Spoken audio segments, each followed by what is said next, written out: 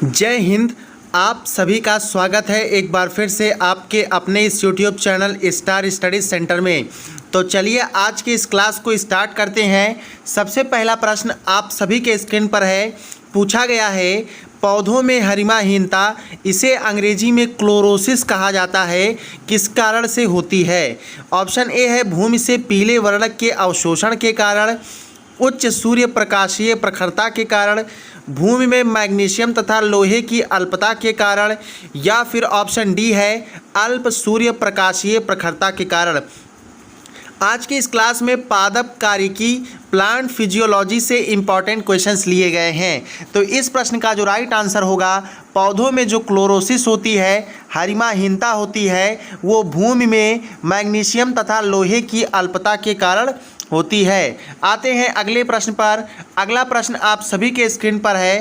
प्रश्न संख्या 2 है, जड़ों द्वारा अवशोषित खनिज पदार्थ पत्तियों तक पहुँचते हैं फ्लोएम के द्वारा, चालनी नलिका के द्वारा, जाइलम के द्वारा, या फिर उपरोक्त में से कोई नहीं। इस प्रश्न के लिए राइट आंसर हो जाएगा ऑप्शन सी, जाइलम के द्वारा जड़ों द्वारा अवशोषित खनिज पदार्थ पत्तियों तक पहुंचाए जाते हैं, जबकि पत्तियों से भोज्य पदार्थ खनिज पदार्थ पौधों के विभिन्न भागों तक किसके द्वारा, फ्लोएम के द्वारा पहुंचाए जाते हैं। आते हैं अगले प्रश्न पर।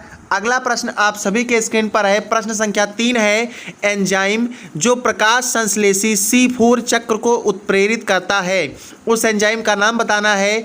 ऑप्शन ए है RUDP कार्बोक्सिलेज, ऑप्शन बी है PEP कार्बोक्सिलेज, ऑप्शन सी है कार्बनिक एनहाइड्रेज, ऑप्शन डी है इनमें से कोई नहीं। इस प्रश्न के लिए ऑप्शन बी करेक्ट हो जाएगा।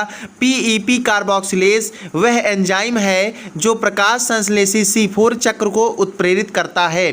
चौथा प्रश्न स्क्रीन पर है, वायुमंडलीय नाइट्रोजन स्थिरीकरण के लिए उत्तरदायी एंजाइम है नाइट्रोजिनेस, हाइड्रोजिनेस, ऑक्सीजिनेस, या फिर कार्बोक्सिलेज। इस प्रश्न के लिए ऑप्शन ए करेक्ट हो जाएगा। नाइट्रोजिनेस वह एंजाइम है जो वायुमंडलीय नाइट्रोजन स्थिरीकरण के लिए उत्तरदायी एंजाइम होता है।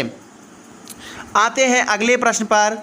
प्रश्न संख्या 5 स्क्रीन पर है, लेग्यूमिनोसी कुल के पौधों की जड़ों की ग्रंथियों में होता है नाइट्रिकारी जीवाणु, डिनाइट्रीफाइंग जीवाणु, नाइट्रोजन स्थिरीकारक जीवाणु, या फिर नाइट्रोजन उत्पादक जीवाणु। और इस प्रश्न का राइट आंसर क्या होगा सभी लोगों को बताना है। बताइए भाई, जो लोग लाइव देख रहे हैं वो लोग लाइव चैट में बताएंगे, जो लोग क्लास को बाद में देखेंगे वो लोग कहाँ बताएंगे, कमेंट सेक्शन में बताएंगे।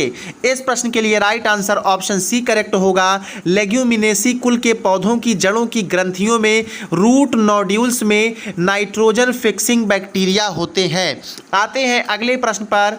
प्रश्न संख्या 6 आप सभी के स्क्रीन पर है। पूछा गया है, एक लघुमात्रक तत्व जो पादप वृद्धि एवं रेडियो आइसोटोप की तरह आवश्यक होता है तथा जो कैंसर की चिकित्सा के लिए प्रयुक्त होता है, कौन सा तत्व है? और लघुमात्रक तत्व है कैल्शियम, कोबाल्ट, सोडियम, या फिर लोहा। इस प्रश्न के लिए ऑप्शन बी करेक्ट होगा, कोबाल्ट। इसमें 2 प्रश्न आपको मिल गए। पहला प्रश्न, कैंसर की चिकित्सा के लिए उपयुक्त लघुमात्रक तत्व कौन सा हो गया? कोबाल्ट हो गया। जबकि एक लघुमात्रक तत्व जो पादप वृद्धि एवं रेडियो आइसोटोप की तरह आवश्यक होता है, कौन सा होता है? कोबाल्ट होता है। अगला प्रश्न आप सभी के स्क्रीन पर है। प्रश्न संख्या 7 देखिएगा, कोशिका में खनिज लवणों का प्रवेश होता है, मिनरल साल्ट्स की एंट्री होती है मॉलिक्यूल्स के रूप में, आयन के रूप में, विलीय के रूप में, या फिर परमाणुओं के रूप में। और प्रश्न संख्या 7 का ऑप्शन बी करेक्ट होगा। कोशिका में खनिज लवणों मिनरल साल्ट्स का एंट्री जो होता है वो आयनों के रूप में होता है। ऑप्शन बी इसके लिए करेक्ट आंसर होगा। अगला प्रश्न स्क्रीन पर है। प्रश्न संख्या 8 है, फसली पौधे किस रूप में कार्बन प्राप्त करते हैं? कार्बन डाइऑक्साइड के रूप में, तात्विक कार्बन कोयला के रूप में, कार्बोनेट्स के रूप में, या फिर अमीनो अम्ल के रूप में। प्रश्न संख्या 8 का ऑप्शन ए करेक्ट होगा। कार्बन डाइऑक्साइड के रूप में फसली पौधे क्या करते हैं? कार्बन को प्राप्त करते हैं। अगले प्रश्न पर आते हैं हम सभी लोग। प्रश्न संख्या 9 स्क्रीन पर है। पूछा गया है, निम्न में से कौन सा सूक्ष्म मात्रिक तत्वों का है एक जोड़ा? नाइट्रोजन, सल्फर, फास्फोरस और सिलिकॉन। ऑप्शन बी है कार्बन, हाइड्रोजन, ऑक्सीजन और फास्फोरस।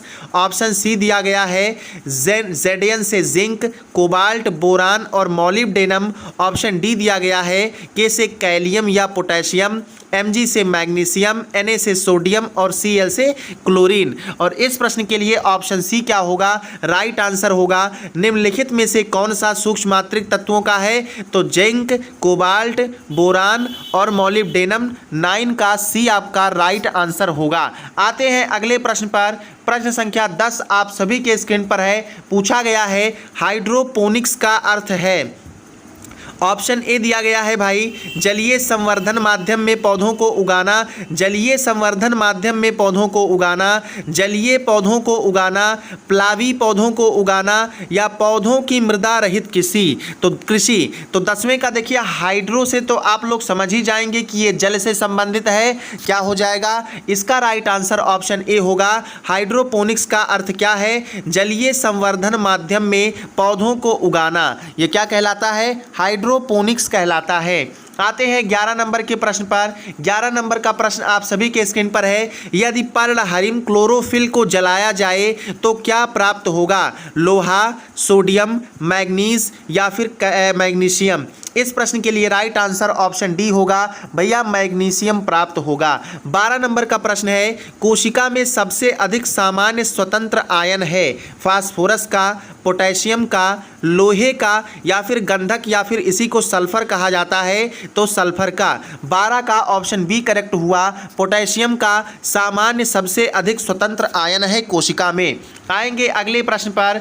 13 नंबर का प्रश्न स्क्रीन पर है, किसकी कमी से पूर्व परिपक्व पतझड़ होता है, पोटेशियम की, फास्फोरस की, नाइट्रोजन की या फिर ऑप्शन डी है कैल्शियम की। आप सभी लोग जानते हैं जैसे मनुष्यों के लिए विटामिन और मिनरल्स और आदि कार्बोहाइड्रेट फैट्स इंपॉर्टेंट होते हैं, वैसे ही पादपों के लिए भी खनिज तत्व, मिनरल ये सारे क्या होते हैं, इंपॉर्टेंट होते हैं। तो किसकी कमी से पूर्व परिपक्व पतझड़ होता है भैया, प्रश्न संख्या कौन सा है, 13 के लिए ऑप्शन सी होगा, नाइट्रोजन की कमी से पूर्व परिपक्व पतझड़ होता है। 14 नंबर का प्रश्न है, अरंडी के बीजों में संचित भोज्य पदार्थों को पचाने के लिए किस एंजाइम की आवश्यकता होती है, लाइपेज, प्रोटीएज, एमाइलेज या फिर डायस्टेज। तो प्रश्न संख्या 14 का क्या राइट आंसर हो जाएगा मेरे दोस्तों, ऑप्शन ए करेक्ट हो जाएगा, लाइपेज एंजाइम की आवश्यकता होती है। अरंडी के बीजों में संचित भोज्य पदार्थों को पचाने के लिए किस एंजाइम, तो लाइपेज एंजाइम की क्या होती है, आवश्यकता होती है। 14 का राइट आंसर क्या हो जाएगा, ऑप्शन ए क्या होगा इसके लिए करेक्ट हो जाएगा। आते हैं अगले प्रश्न पर। प्रश्न संख्या 15 स्क्रीन पर आप सभी के है, उत्कुटन, इसको बोल्टिंग कहा जाता है। तो उत्कुटन की प्रक्रिया किस पादप हार्मोन के द्वारा उत्पन्न की जाती है, auxin, gibberellin, cytokinin, option D है इथाइलिन। इस प्रश्न के लिए ऑप्शन बी करेक्ट होगा, बोल्टिंग यानी कि उत्कुटन की प्रक्रिया जिब्रेलिन पादप हार्मोन के द्वारा उत्पन्न की जाती है। 16 नंबर का प्रश्न है, वृद्धि रोधक ग्रोथ इनहिबिटर पादप हार्मोन है, ऑक्सिन के, ABA यानी एब्सिसिक एसिड के, एमाइलेज के या फिर इन सभी के। प्रश्न संख्या 16 का ऑप्शन बी करेक्ट हो जाएगा, ABA के। वृद्धि रोधक हार्मोन, ग्रोथ इनहिबिटर हार्मोन कौन से हैं, एब्सिसिक एसिड के। आते हैं अगले प्रश्न पर। प्रश्न संख्या 17 देखिएगा, फ्लोरीन वलय, फ्लोरीन रिंग किसका लक्षण होता है, GA का, इथाइलिन का, मॉर्फेक्टिन का या फिर ऑप्शन डी है इन सभी का। अब आप सभी लोग इतने दिन से यूपी पॉलिटेक्निक एंट्रेंस एग्जाम 2022 के लिए तैयारी कर रहे हैं, वो भी डी फार्मा एंट्रेंस एग्जाम की। तो सभी लोग कमेंट सेक्शन में बताएंगे कि GA क्या है, इसका पूरा नाम क्या है। जो बता ले गया समझ लीजिए कि उसको गवर्नमेंट कॉलेज, ठीक है, उसकी तैयारी क्या है, अच्छी है। चलिए, तो फ्लोरीन वलय किसका लक्षण है भैया, इस प्रश्न के लिए राइट आंसर होगा ऑप्शन सी, मॉर्फेक्टिन का लक्षण है। आते हैं अगले प्रश्न पर। अगला प्रश्न आप सभी के स्क्रीन पर है, 18 नंबर का क्वेश्चन है, प्राकृतिक वृद्धि नियामक नेचुरल ग्रोथ रेगुलेटर क्या है, इथाइलिन, NAA, 2,4-D या फिर बेंजल्डिहाइड। देखिए NaA और 2,4-D का फुल फॉर्म हमने प्रीवियस वीडियोस में बताया है, आप लोग उन वीडियो को देख करके इसका फुल फॉर्म जान लेंगे। तो प्राकृतिक विधि नियामक क्या है, 18 नंबर का प्रश्न है और इसका right answer option A correct होगा, इथाइलीन है। आएंगे अगले प्रश्न पर। 19 नंबर का प्रश्न स्क्रीन पर आप सभी के आ चुका है।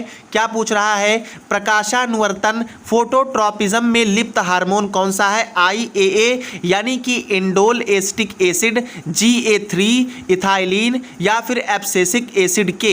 तो कौन सा राइट आंसर होगा, प्रश्न संख्या 19 का ऑप्शन ए करेक्ट होगा। प्रकाशानुवर्तन में लिप्त हार्मोन लगा हुआ हार्मोन कौन सा है, इंडोल एसिटिक एसिड है। 20 नंबर का प्रश्न है, प्रसुप्ति डोरमेंसी किसके कारण होती है, जिब्रेलिन्स के, साइटोकाइनिन के, इथाइलिन के या फिर ऑप्शन डी है एब्सिसिक एसिड के। और इस प्रश्न के लिए right answer option D correct होगा, एब्सिसिक एसिड के कारण होती है। अगला प्रश्न स्क्रीन पर है, 21 नंबर का क्वेश्चन देखिएगा। पूछा गया है, दीर्घ प्रदीप्त काली पौधों लॉन्ग डी प्लांट्स में पुष्पीकरण किसके द्वारा प्रेरित होता है। ठीक है, ऑक्सिन के द्वारा, जिब्रेलिन के द्वारा, इथाइलिन के द्वारा या फिर साइटोकाइनिन के द्वारा। प्रश्न संख्या 21 का ऑप्शन बी करेक्ट हुआ, दीर्घ प्रदीप्त काली पौधों में पुष्पीकरण जिब्रेलिन के द्वारा प्रेरित होता है। 22 नंबर का प्रश्न है, सामान्यतः वृद्धि के लिए इष्टतम तापमान ऑप्टिमम टेम्परेचर कितना है, 0 to 10 degree Celsius, 10 to 20 degree Celsius, 20 to 25 degree Celsius. Option D है 25 to 30 डिग्री सेल्सियस। इस प्रश्न के लिए ऑप्शन डी क्या हो जाएगा, राइट आंसर हो जाएगा 25 से 30 डिग्री सेल्सियस। क्या है, ऑप्टिमम टेम्परेचर है सामान्यतया वृद्धि के लिए, जनरल ग्रोथ के लिए। 23 नंबर का प्रश्न है, श्वसन गुणांक रेस्पिरेटरी क्वाटेंट यानी RQ को किस प्रकार लिखा जाता है, V2/V2 - V1 के रूप में या फिर ऑप्शन बी है O2/CO2 के रूप में या फिर ऑप्शन सी है CO2/O2 के रूप में या फिर ऑप्शन डी है V2 - V1/V2 के रूप में। 23 नंबर का ऑप्शन सी करेक्ट होगा। क्या कार्बन डाइऑक्साइड तथा ऑक्सीजन का अनुपात होता है क्या, श्वसन गुणांक। ऑप्शन सी इसके लिए क्या हुआ भैया, करेक्ट आंसर हो गया 23 नंबर के क्वेश्चन का। आते हैं 24 नंबर के प्रश्न पर। 24 नंबर का प्रश्न है, ग्लाइकोलाइसिस को अन्य किस नाम से जाना जाता है, TCA साइकिल के नाम से, ETS के नाम से, EMP के नाम से या फिर ऑप्शन डी है HMP के नाम से।